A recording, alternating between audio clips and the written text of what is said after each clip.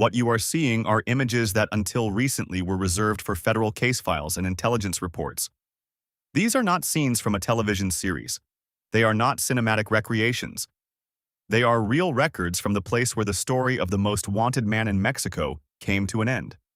A cabin marked with the number 39 inside a gated country subdivision surrounded by pine trees in Tapalpa, Jalisco. A discreet refuge hidden in plain sight. I am the final hiding place of Nemesio Oseguera Cervantes, leader of the Jalisco New Generation Cartel. For years he was a ghost, a name in intelligence briefings, a shadow behind armed convoys and cells operating across dozens of Mexican states. The capo, who openly defied the Mexican state. The man to whom international agencies attributed tons of synthetic drugs crossing borders. The priority target who seemed untouchable. And yet he ended up hiding in a wooden cabin with an improvised altar and medication for chronic kidney failure resting on a bedside table. The operation began before dawn, 45 minutes that closed 2 decades of pursuit. Federal forces surrounded the wooded perimeter of the subdivision. A military helicopter hovered above the hill. Intermittent bursts of gunfire. Coordinated tactical movements. The objective was clear: seal every possible escape route. So, according to the official reconstruction, the leader attempted to flee through the brush toward an area known as Alta Gracia. He did not succeed. The aerial and ground pressure was too fast, too precise. Around him were his last trusted men, the first ring of security. Not ordinary bodyguards, but members of the inner core. The ones who sleep nearby. The ones who know routes, contacts, internal codes.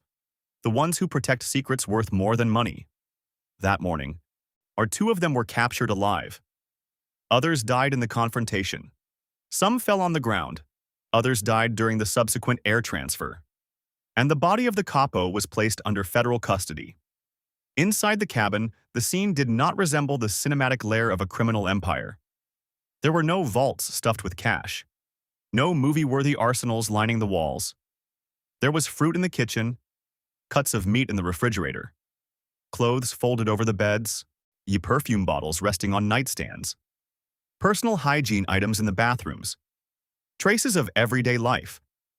In one of the bedrooms, an altar, the Virgin of Guadalupe, St. Jude Thaddeus, St. Charbel, a Sacred Heart scapular, a prayer book, a handwritten sheet bearing Psalm 91, a plea for protection, a biblical promise that misfortune would not reach the believer.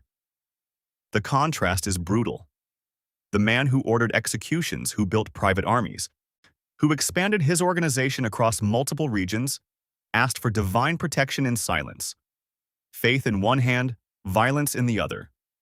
On the same table, they found specific medication prescribed for chronic kidney failure, a treatment that cannot be improvised, a condition that requires constant medical dependence, a revelation of fragility. The myth of the invincible leader ended in a modest room among saints and pills. Meanwhile, the 2 captured men were transported under a security protocol reserved for high-profile inmates. An armored National Guard convoy. Patrol units in front and in the rear. Night movement. No press. No civilian witnesses. Destination: Federal Social Reintegration Center. Number 1. El Altiplano, in Almoloya de Juarez. The same maximum security prison that has housed some of the most emblematic figures in Mexican drug trafficking history. In court, both detainees attempted to distance themselves. They claimed confusion. They denied belonging to the first security circle. They denied firing weapons. They requested chemical residue tests to prove it. The prosecution did not accept their version. Possession of weapons reserved exclusively for the military. High-capacity magazines. Arrest in a wooded zone next to the body of the man they supposedly did not know.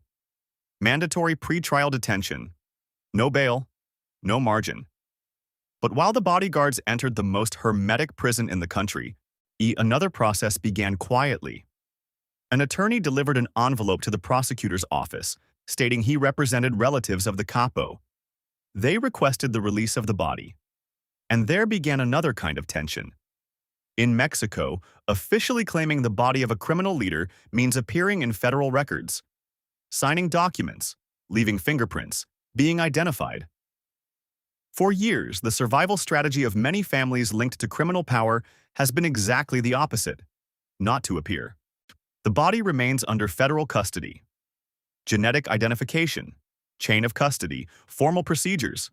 Time is passing. If no one signs, if no one publicly assumes the relationship, the destination will be administrative, not symbolic. A common grave. No headstone, no public coordinates. It is an ending that does not match the ballads. It does not match the empire narrative. 20 years of expansion, of violence, of territorial dominance, of international influence. And the closing occurs in silence, on a cold dawn among pine trees, with a handwritten prayer that was not fulfilled. But the story does not end with a body under guard. The Jalisco New Generation Cartel is not a single person. It is a structure, a decentralized network with regional commanders and autonomous operational capacity. The death of a leader does not automatically erase routes, contacts, finances, alliances. At this very moment, while the body awaits legal definition, the organization is rearranging. Pieces move silently. Loyalties are recalculated. A power vacuum is either an opportunity or a threat.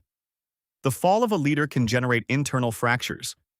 It can also consolidate commanders who were already prepared to assume control. What follows will not be immediate, nor necessarily visible. And in the middle of everything remains the most powerful image, an altar with Psalm 91. A plea for protection in a wooden room, a medication that reminded him every day that the body is not invincible. The empire lasted 2 decades, but it ended in 45 minutes. No ceremony, no speech, no crowd, only pine trees, gunfire at dawn. And cabin number 39, transformed from hiding place to federal evidence. The myth fell. The structure remains. And the silence surrounding the final destination of the body may be the last reminder that criminal power, no matter how vast it appears, always ends reduced to a case file, a forensic bag, and a name that eventually stops being spoken aloud.